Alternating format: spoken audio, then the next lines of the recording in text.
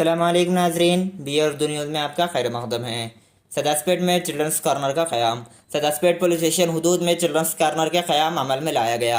DGP Telangana Jitendra, director general of police, जिला collector वेलोरी क्रांति, Satya Narayan, IG Telangana ने आज पुलिस स्टेशन हदूद में इफ्तिताह किया। बाद अदा इन अहदेदारों ने पुलिस स्टेशन का मुआयना किया। पुलिस स्टेशन के हदूद में शजरकारी प्रोग्राम अमल में लाते हुए मुख्तलिफ नमूनों के पौधे लगाए।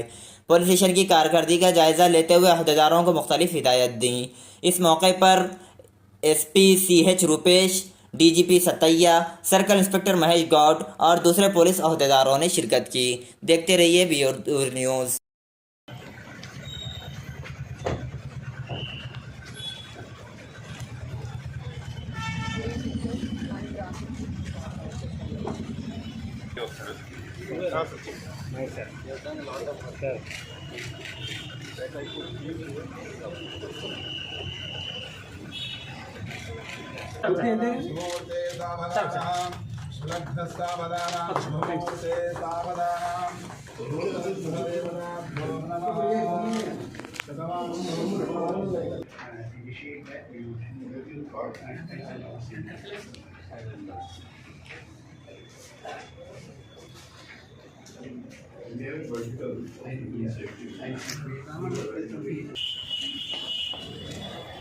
चलो